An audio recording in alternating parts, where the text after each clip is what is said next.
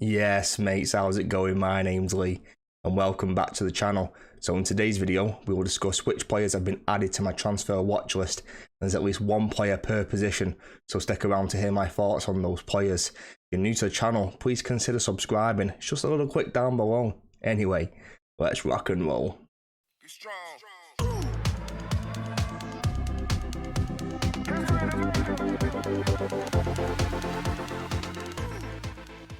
So first up, we've got a bit of a random one. Dean Henderson, I know he's still playing for Man United, but the strong links to Palace, 15 million bid. It looks like it's going to go through. If he goes to Palace, and it looks like he's going to be number one, he's a strong contention for me to bring in, especially on wildcard, maybe game week 8, game week 9. They've got a decent set of fixtures for the next 5 or 6.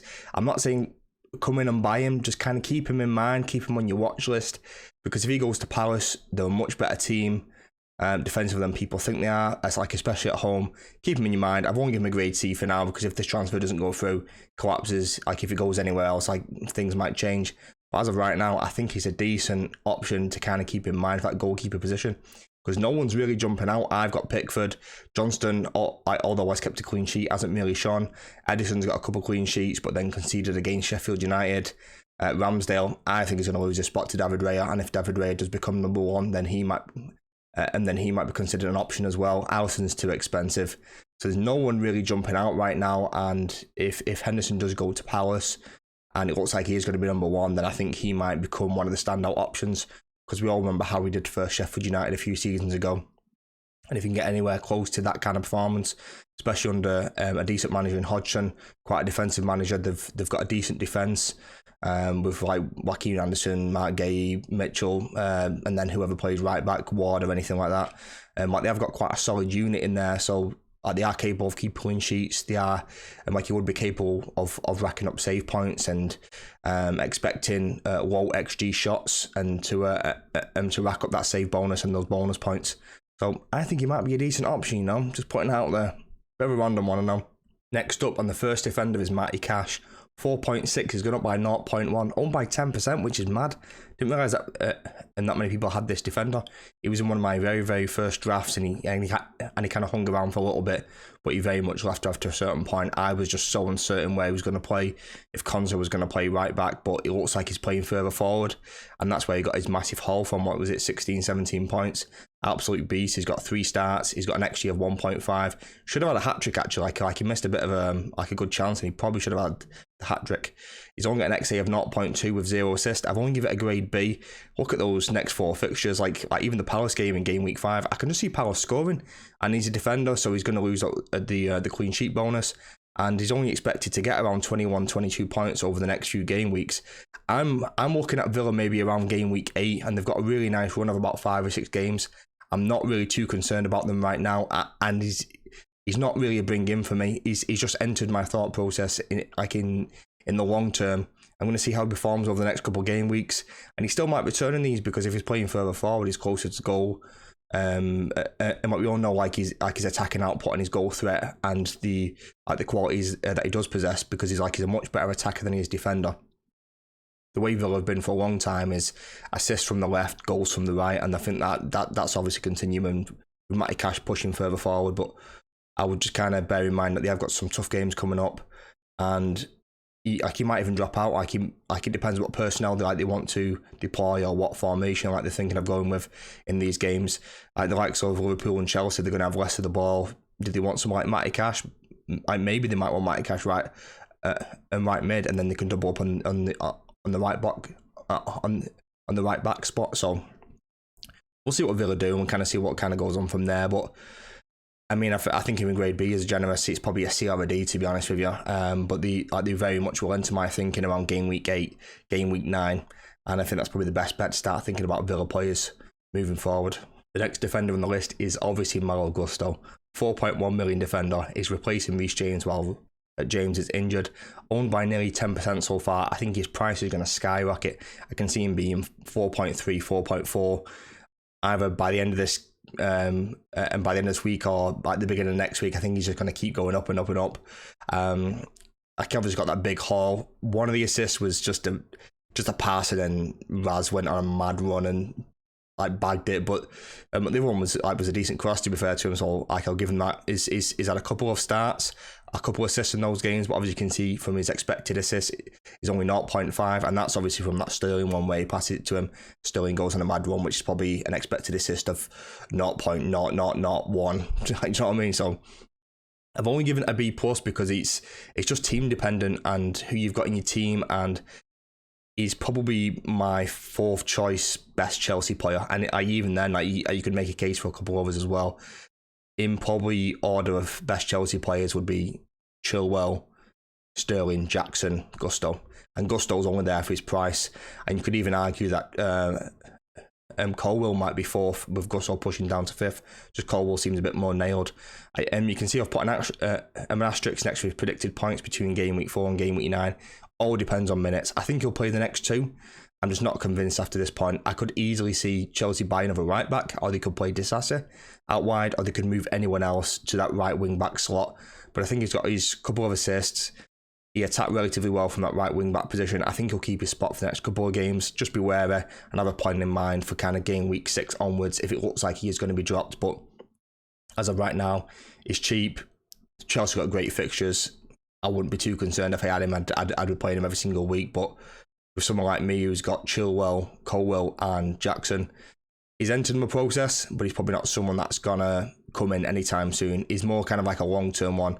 If anything happens to Colwell, if anything happens to Chilwell, it might be an easy move to it. And someone like Gusto, who is just so cheap. But once Reece James comes back, or they change system, or they change personnel, like within that starting lineup, and Gusto moves out, then you've just got this player sitting on your bench who's just going to absolutely plummet in value. James Madison, you sneaky little dog. In the watch list, out the watch list, injured, not injured, walking out with a boot. I've got no idea what's going on with this guy. 7.5, 7.6 million midfielder. He's an absolute beast. And he's still got decent ownership as well. Like, it's slowly creeping up, but at the injury scare, we got obviously dropped it a little bit. He's got 3 starts with 22 points, an XG of 1.3, and he's actually got 1 goal with an expected assist of 1.3, and he's got 2 assists. I still give him a grade A. He's got 2 tough games in game week 6 and game week 7. However, someone like Madison, I still think he's playable within those games. Someone that's heavily involved in set pieces, particularly corners and free kicks, is always capable of returning within those games.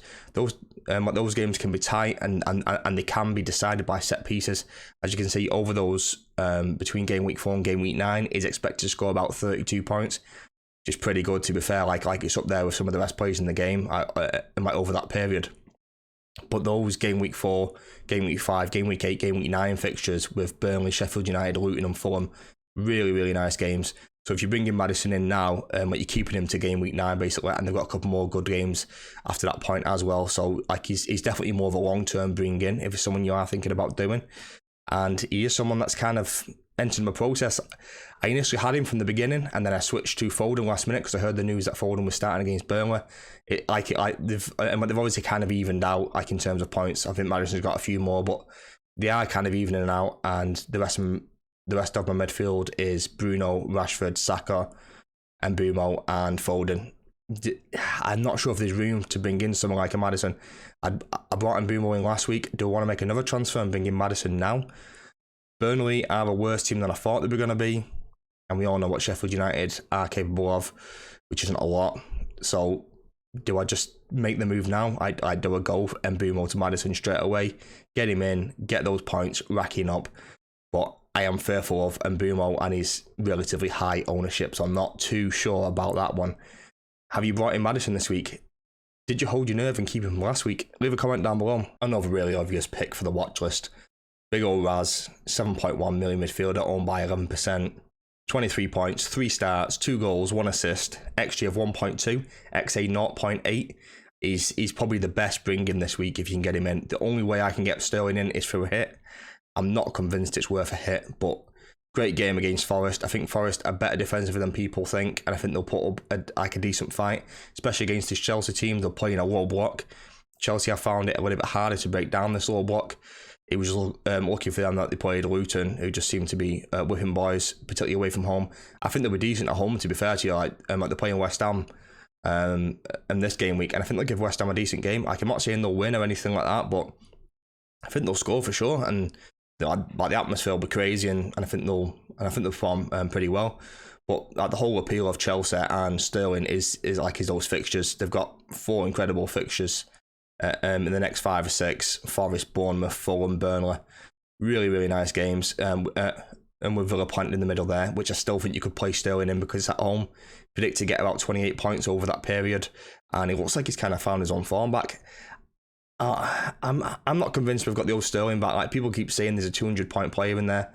I just don't see it. I think everything's kind of running through Sterling right now, and I need a bit more information. If I'm going to bring him in, it's going to be game week 5, game week 7, and take a couple of and just take a 2-week punt on him up against Fulham and Burnley. That's probably more my thinking at the minute. When midfield's so stacked, I don't want to take a hit, but it's firmly on the radar, and he might perform this week. And if he does, then I'm too late to the transfer, and it's one of those. Do a look at someone else instead. But if you only got 2 Chelsea and you can get Sterling, I think he's going to be brought in quite heavily this week. I can see his price going up a couple of times again by the end of next game week. So if you've got space for him, squeeze him in there somewhere, I'm telling you.